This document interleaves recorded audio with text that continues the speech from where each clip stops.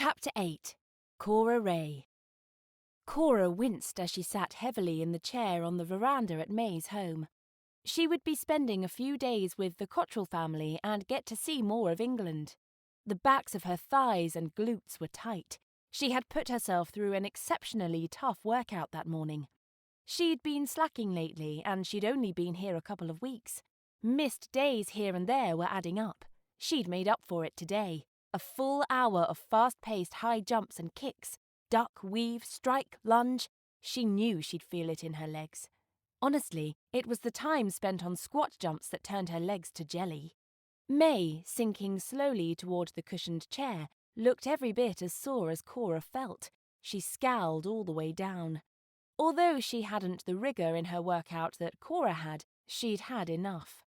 From the comfort of the seat, she said, "Thank you for enlightening me with a new way to take a walk. I'm now aware of muscles I didn't think a lady even had. It won't feel so bad tomorrow. Or it will feel worse." Cora took a deep breath and blew it out. "Fine. If I just sit here, I'm fine." "Tomorrow?" May mouthed, and Cora nodded enthusiastically. Lady Cottrell, trailed by several women, stepped onto the terrace. May and Cora grimaced and stood to greet them. Both the young women's lips pressed in a straight line to approximate a smile, but it didn't work. Cora suspected they looked pained. They were joining Lady Cottrell for a light meal with her closest friends. Just as the burn was leaving Cora's legs, Mrs. Cottrell motioned her attention to the women. "We won't stand on formality with this group of friends." She leaned toward Cora and said with a conspiratorial whisper, "You'll see why soon." The servants were dismissed, then Lady Cottrell continued. "Cora, may I introduce you to my best friends, Cassia, Shamay, and Lisa." "Hello, it's a pleasure," Cora replied. Shamay, a woman with rich brown hair and eyes, stepped toward her. "Pleased to meet you, mon petit." She kissed Cora on each cheek and stepped aside as Cassia moved forward. The large black-haired woman had a mischievous smile and eyes that twinkled. "Salve, you are among friends," Cassia said. Lisa smiled. "Welcome, I'm pleased to know you." Her accent was thick and lilting with a song-like cadence. Lady Cottrell led the women to be seated, poured out cups of tea, and then pinned Cora with a look. "Each of us travelled through the ley lines to this place, as you did." Lady Cottrell took one sip.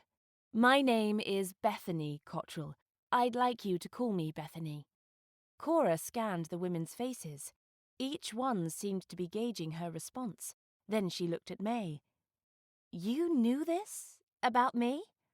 "I thought it was possible, and then I asked my mother, and she confirmed it," May answered. "You just seemed so new to all of this that it could make sense. Not only that you didn't belong in England, but you didn't belong in this year either." "I'm glad I was visiting Aunt Nellie the day you arrived. We actually have a lot in common. I'll get to that later," Lady Cottrell added. "And since you and May seem to have become fast friends, I decided to invite you here to meet the others.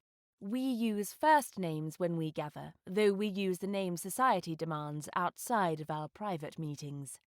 Cora's thoughts began to unscramble. Of course she knew there had been others to make the trip as she had. Nellie had a whole room that looked like a costume rental business. She just hadn't thought about it past that. "Where are you from?" Bethany spoke up first. "I'm from Arizona. I was 20 years old when I came to England for spring break in 2011. Cora gasped, but Bethany continued her story. "That was nearly 30 years ago. I've been back to my century 4 times for the birth of each of my children." May laughed softly. "I'm officially a US citizen. I fell back through time while my mother still carried me. As an infant, I came through with Mum, so I have a portrait I can pass through." "We should be about the same age," Cora said to Lady Cottrell. "That's a little more than crazy. I'm also about the same age as your daughter." "Yes and no," Bethany replied. We would have been similar in age had we both stayed in the same century, but I've accumulated more years because I went back in time further than you did." Cora looked at the group. How often had this happened? Obviously many more times than she'd ever considered. That explained the large room of historical clothes at Twickenham Manor. Lisa reached across to Cora's arm. With a rich accent, she said, "Since you and your friends have come, I'm not the newest anymore. I've been here a little less than a year. My old place was a land you call Ireland. I came forward in time more than 2,000 years." Cora imagined that her expression looked thunderstruck. She felt it. She imagined it had taken a whole pot of Aunt Nellie's tea to sufficiently explain Lisa's time shift to her. "I came forward too, almost that much, just under 2,000 years for me," Cassia said. "I'm Roman. I travelled with the army that invaded Britain. I've been here nearly 20 years. Chimay returned her cup to the saucer. "I was born 500 years ago in France. My father brought me to England to escape the Black Death. The ley lines took me even further away, but I'm happy to have come forward in time. Life is so much better now." Cassia and Lisa nodded in agreement. "How could we all come to this time and place?" Cora asked. All 5 women answered in unison, repeating Nellie's explanation. "Time is a fuzzball." The women laughed together. They settled into lunch and conversations about the upcoming events planned at the Cottrells' home this week. After the lunch, the ladies said their goodbyes, and May and Cora followed Lady Cottrell to the morning room for visits. Cora wondered about what Lady Cottrell had said, that she went to her own time to have her children and then came back. That eased her mind about Aunt Nellie being able to send them all back on the next full moon. She still had half a month to enjoy this vacation. May sat on the sofa near the windows and took up her needlework, while Lady Cottrell did the same in a chair near the fireplace. Cora's fingers still hurt from the clumsy attempt she'd made at needlepoint at Nellie's house. "Do you play?" Lady Cottrell asked. Cora's mind blanked. How could she redirect that question without being rude or lying? She couldn't. "Sometimes." "Would it be all right if you played a song or two? I find it so relaxing. It's been a very busy day, has it not?" "What would you like to hear?" Cora asked, her hand resting on the corner of the piano. She was stalling, partly grateful that she hadn't had much time to think about the performance. Still, her hands shook beside her and she fisted the material of her skirt in her palms to stop it. However, she knew it would stop as she continued to play. Getting started was the worst part. Her stage fright was more intense in anticipation than in the performance. "Nothing too complicated, just some background tune to soothe us all," Lady Cottrell answered. Cora nodded her assent, sat and adjusted the seat. She began Chopin's Prelude in E minor. The beginning was tentative and clear, easing her into the music. Her fingers seemed to limber up with each note, and her back relaxed. In moments, the notes and rhythm absorbed her, her fingers striking the keys, but her heart revisited her memories. This song had always reminded her of her family. The rhythmic notes from the left hand steady and sure like her father. Then the right hand began speaking, almost pleading, much like herself as a child, trying, learning, growing. In the last movement, the emotion took on a sad, contemplative stance, and then there was silence, and Cora felt alone in the world. She completed the prelude, then without interruption slipped into another Chopin piece, and another. When the resonance of the final key faded, Lady Cottrell whispered, "Thank you." Cora, suddenly aware of the audience, faced the women, noticing the unshed tears in their eyes. Cora, too, had to regain her composure, like coming out of a dream. The music and memories still swirled within her. This alone made it worth playing the piano and facing the fear that tried to push her away from it. After their time in the parlour, May and Cora went for a walk in the only bright sunshine they'd had that day. An hour later, when they re-entered the parlour, they were surprised to see Lady Cottrell chatting with several young men. The guests stood abruptly and greeted May and Cora. "I just ordered a tea service. You'll join us, won't you?" Lady Cottrell asked with a smirk that said she found this sudden interest of so many eligible gentlemen very entertaining. "Yes, of course." May nodded to the room full of men. "We'll just freshen up and come back down." She stepped into the hall, pulling Cora by the hand. "Excuse us." They walked quietly around the corner and up the grand staircase. At the top, Cora broke the silence. "Were you expecting them?" May paused. "Not specifically, but I thought it a possibility because you came. There's quite an interest building among the gentry and some nobility to attend our little luncheon auction tomorrow. Of course, we sent out more invitations than we thought might be accepted, but Mother's been receiving an unusual number of acceptances the past 2 days." May turned into Cora's bedroom instead of her own. From men. She pulled off her bonnet. Each woman smoothed her hair, shook out her dress, and returned downstairs. The men jumped up again. Cora wondered if she would ever get used to that. Although an outdated and abandoned ritual of chivalry in her century, Cora found she liked it. It was nice to be acknowledged whenever she entered. The tea and cakes had been delivered in their absence, and May's mother poured them each a cup. The men approached the young women, announcing their names and greeting them. Cora wished she had noticed who had been sitting where, so she could take a seat and not displace anyone. In the end, she and May chose a settee together. Most of the men crowded around, some in chairs, some standing. "Miss Ray, will you be staying for the charity event?" asked the Honourable Vernon Shelby. He was wearing a red coat with yellow and red striped pants. Cora could see why Simon had referred to him as a fop. It wasn't just the colours. He had a matching silk hanky peeking out of the pocket of his left breast. Each button on both the coat and vest were jewelled, and he wore several rings.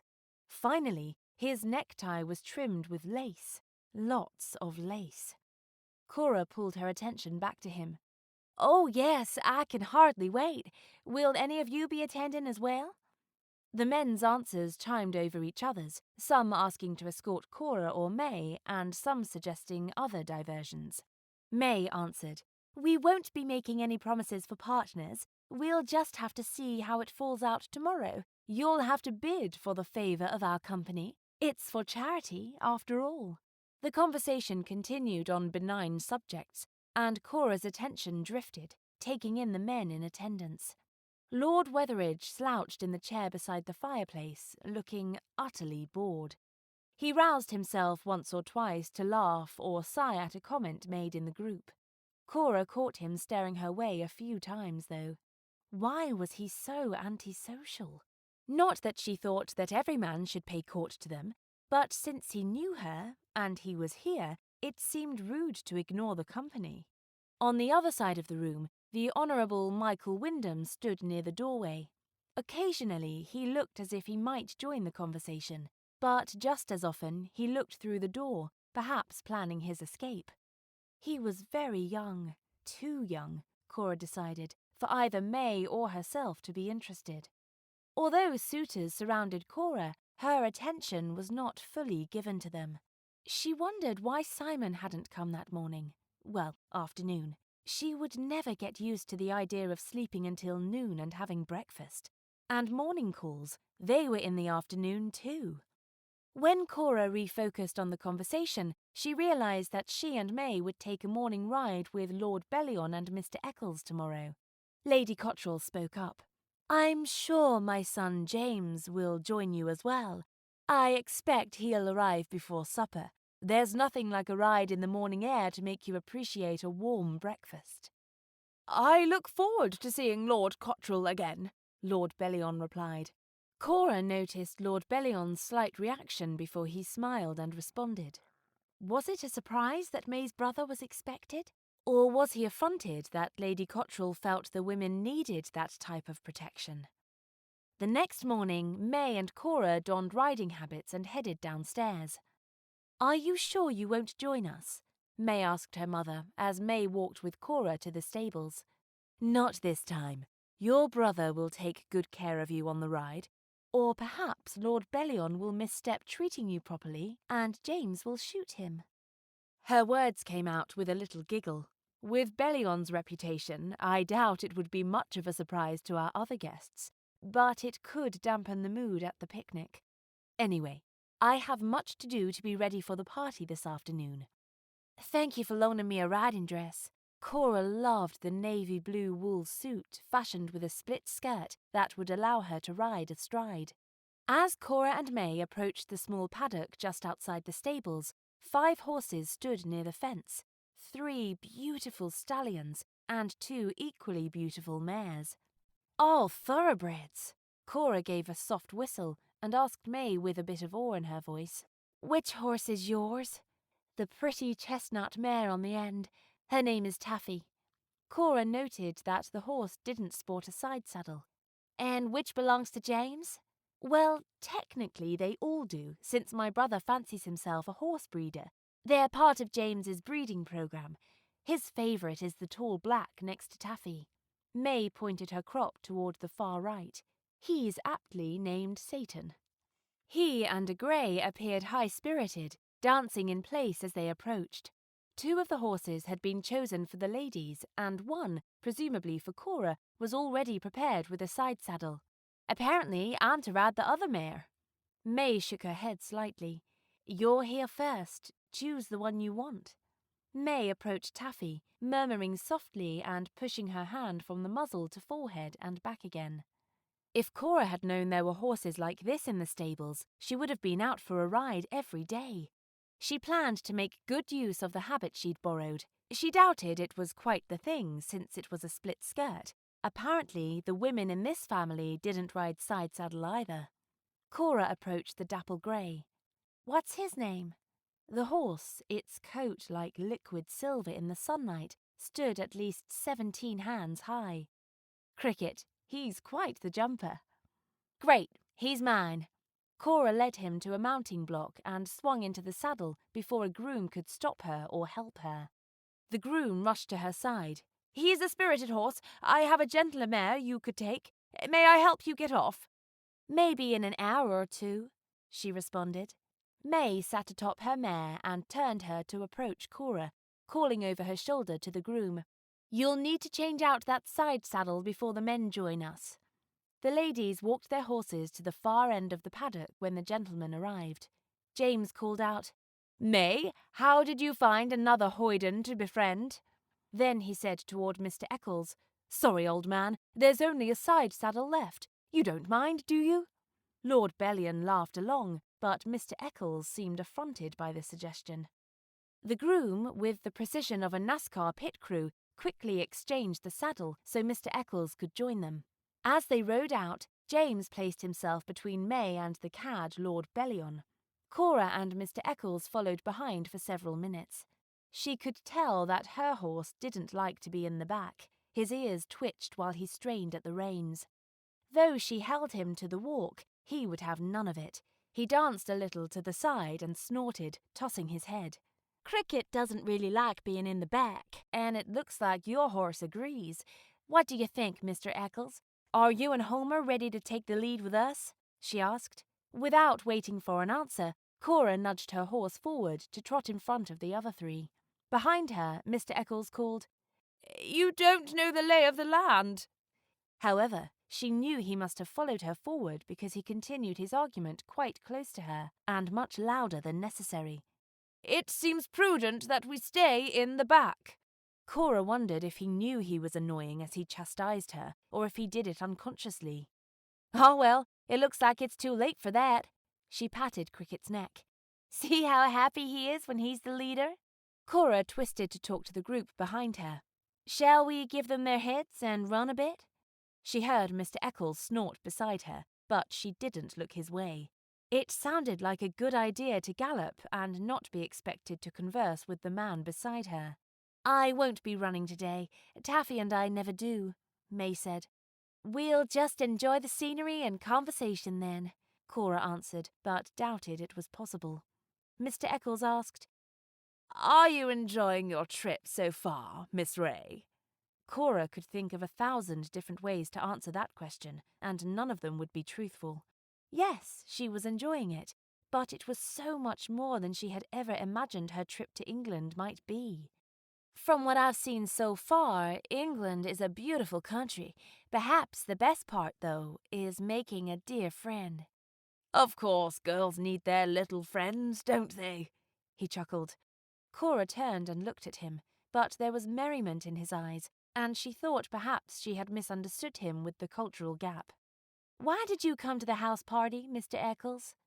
Oh, to snap up one of the young girls. I have need of a wife, and I hope one attending might do. She wasn't about to follow that line of questioning. New subject. What are your interests? She asked. Nothing a woman would be interested in, really. I'm not much of a dancer. I don't give a fig about fashions, and the latest gossip is of no interest to me.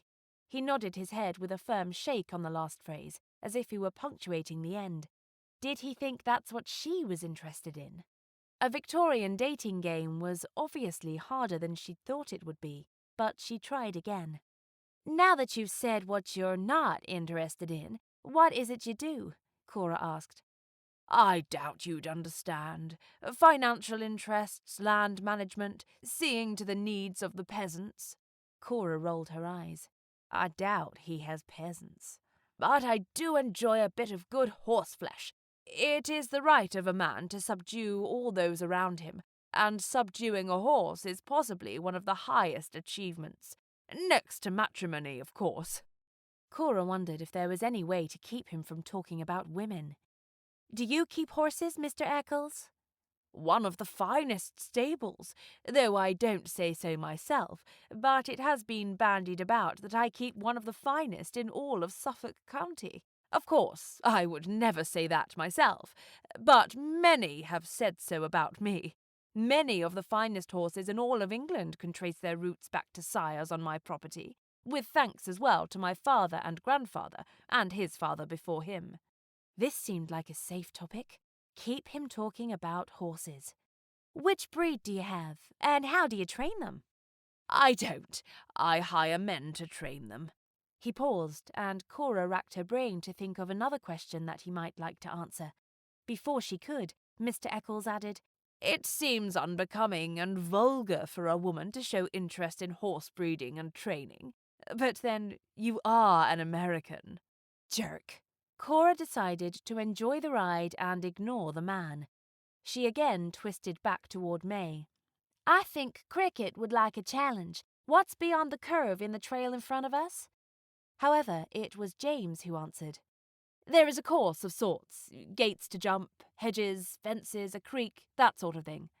Is the course clearly marked? She asked. James nodded, and Cora added, Then let's have a contest before we head home.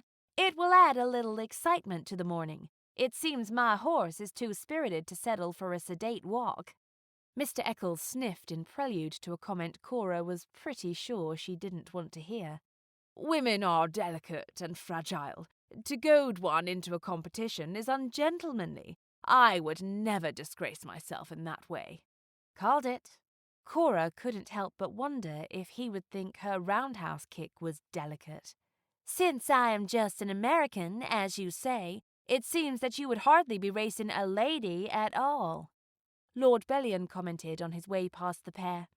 Eccles, do you merely sell horses, or do you ride them too? Cora heard the challenge in his remark. Eccles replied, Who am I to disallow a lady to have a little pleasure? He nodded toward Cora as he doffed his hat.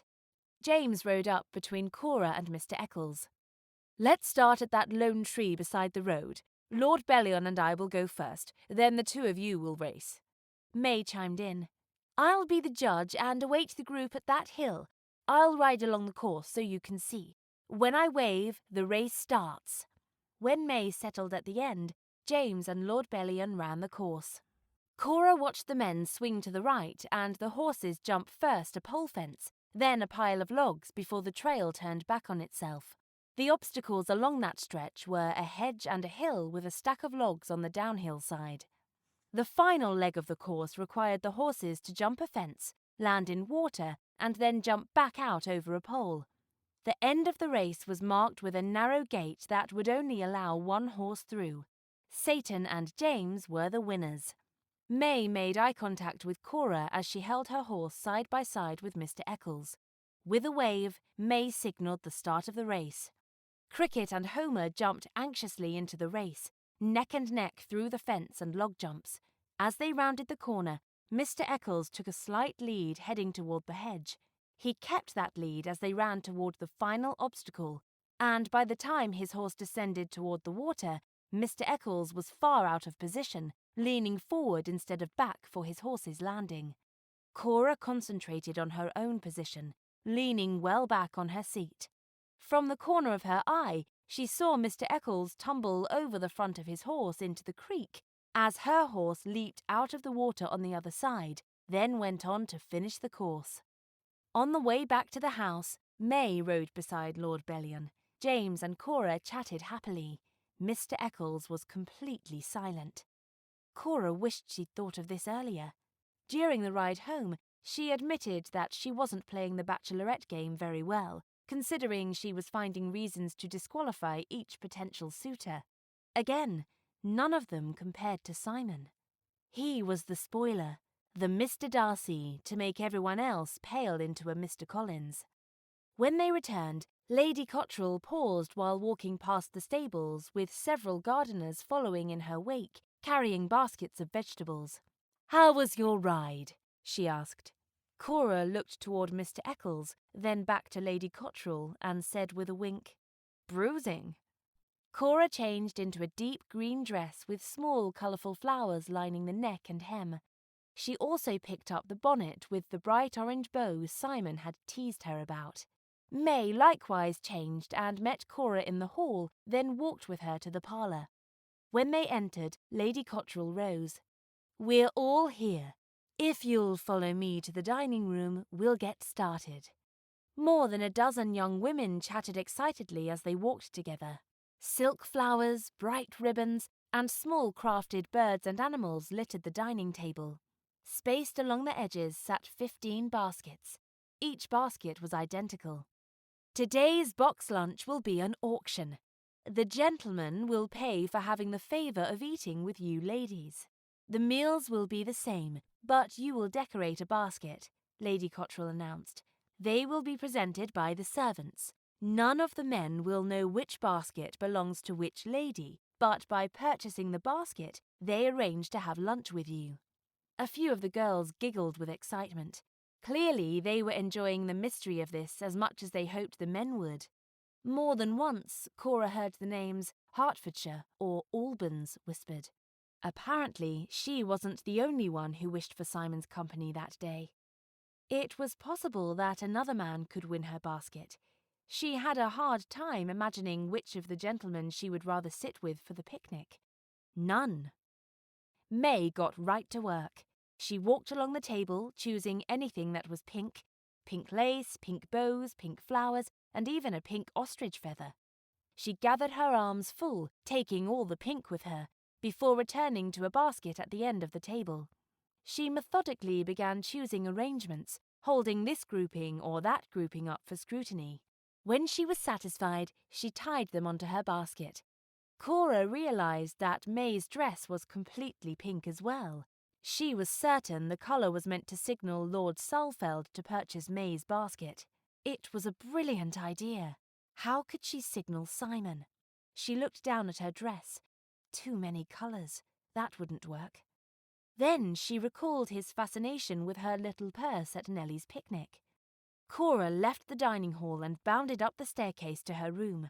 Searching through her trunks, she found the little yellow silk purse and hurried back downstairs.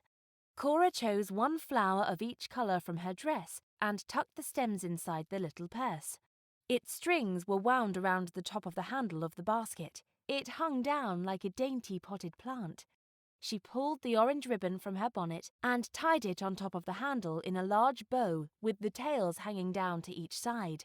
When all the baskets were completed, Cora was impressed with the talents the women displayed in the floral arrangements. The servants came in and picked up the baskets, carrying them outside, the ladies following behind. At Cora's side, May was wearing the pink ostrich feather in her hat. The baskets were arranged on a long table, and Lord Cotterell stood before them to explain the auction. "Thank you, ladies. The baskets are lovely." He nodded with acknowledgement to the women.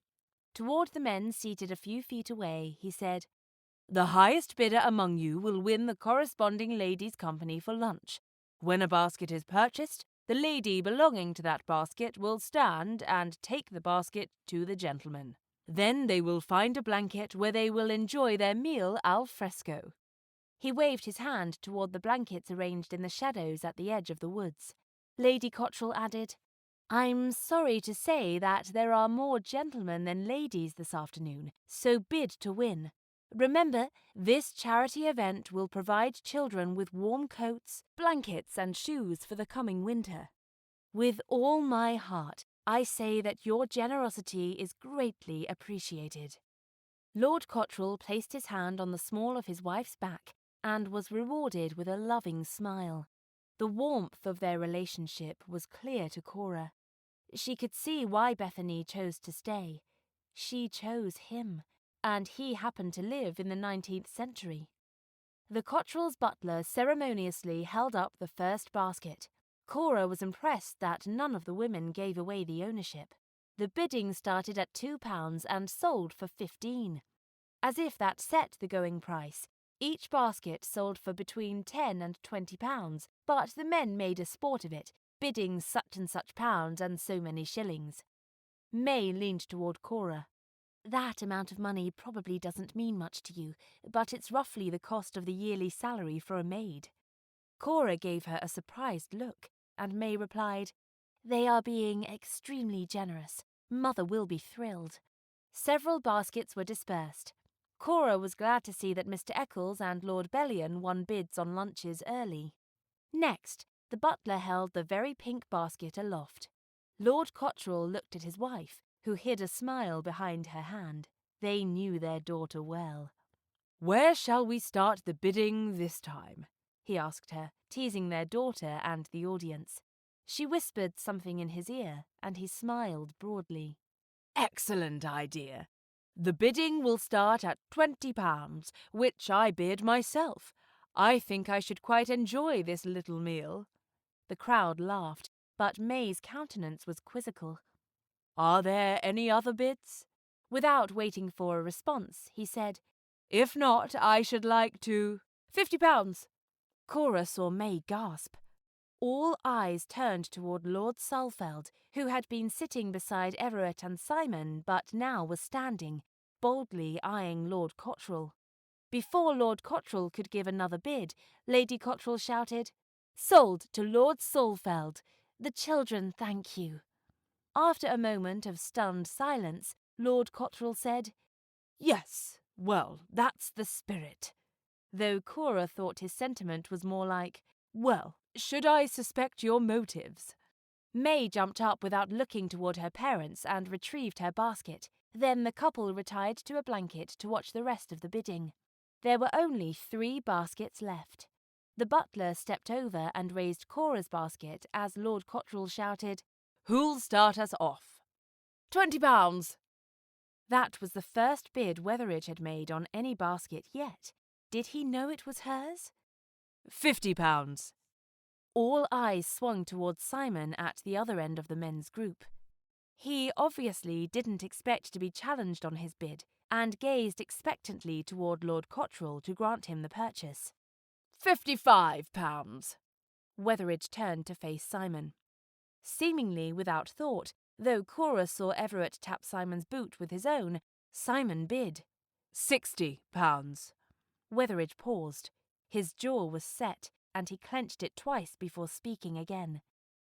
£65. The watching audience was completely silent. Cora sneaked a look at May. While many people's faces had the look of watching a carriage accident, May had a broad smile, and she was nearly strangling Lord Salfeld's arm with excitement. Simon stared straight ahead, calling out, £70. Cora made eye contact with him. just one side of his lips tipped up in a smile, but she quickly glanced away, not to give away her own elation. Wetheridge had considered each time he'd countered Simon. He paused, and the whole group waited to see if he would raise the bid or wave off the auction.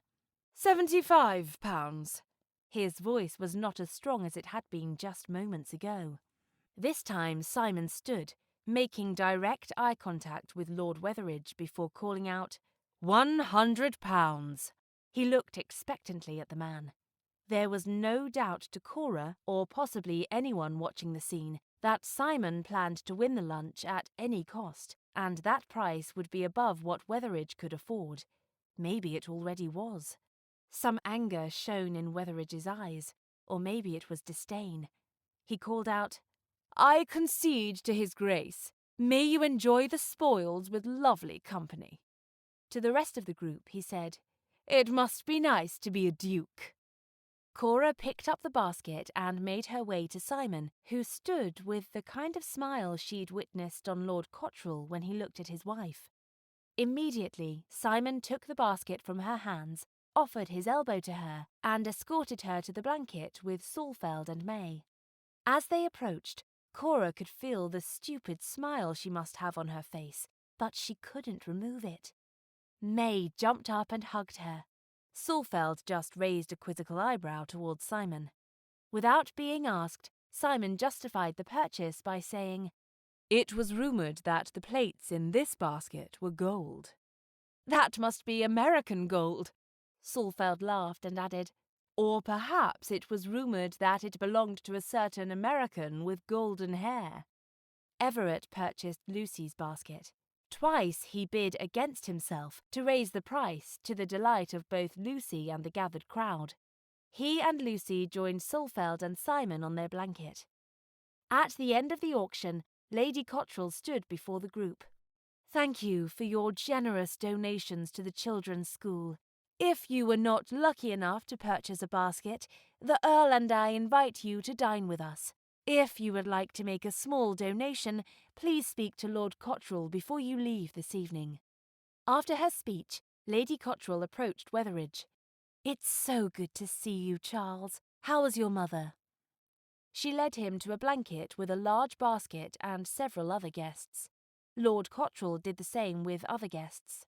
The men seemed starved, digging into the baskets and laying out the goodies they found within. Simon peeked inside a linen napkin and showed Cora the fruit turnovers. He set each new item out within arm's reach. A miniature banquet littered the blanket, a variety of cold meats and cheeses, grapes, biscuits, and a tub of stewed berries. From the bottom of the basket, he retrieved plates and silverware, and then began serving. Cora could feel her heart bobbing against her ribs. It didn't just feel good only because he purchased the basket for a large amount, but because it was worth it to him to sit with her for a luncheon, and she knew she was returning that regard. For the sake of sparing them both when she left, she hoped she mistook his glance. She hoped she was reading more into it than he was feeling. But a little voice whispered behind those thoughts, saying she hoped he was falling for her the way she was falling for him. With that, she stopped herself. "I won't let it go any further. Just friends." Cora thought she saw more than appreciation in his eyes as they sat next to each other enjoying lunch. It was heady to realize that such an amazing person wanted her company. A small bit of doubt and guilt quickly sank into her chest. Would she break his heart if she left? When she left? With this game of bachelorette, was she playing with Simon's feelings? After they had eaten, they were invited to enjoy the garden or to wander the path through the forest, or the woods as they called them. Couples joined together to take a walk around the estate. Cora accepted Simon's extended arm without even a thought until she reflected on how natural it had been to take it, one hand on his bicep and the other on his forearm. His face smiled down at her. The warmth in his eyes made her heart flip-flop. She had no words for the desire she felt. He cleared his throat and inclined his head for them to follow Saalfeld and Everett on the path at the wood's edge. Although they began walking, Cora still felt a strong connection to Simon, hyper-aware of his nearness, trying to distract her mind from him.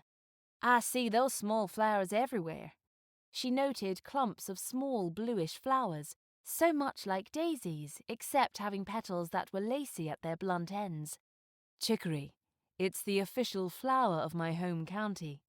Simon picked several and paused, watching her face as he tucked them into her hair. "Thank you. I believe this is my favorite flower now." She pulled his arm closer to her as she held it. After they had made several turns, Cora noticed that May and Lord Sulfeld were no longer with the group. There was more to that relationship, she was sure of it now.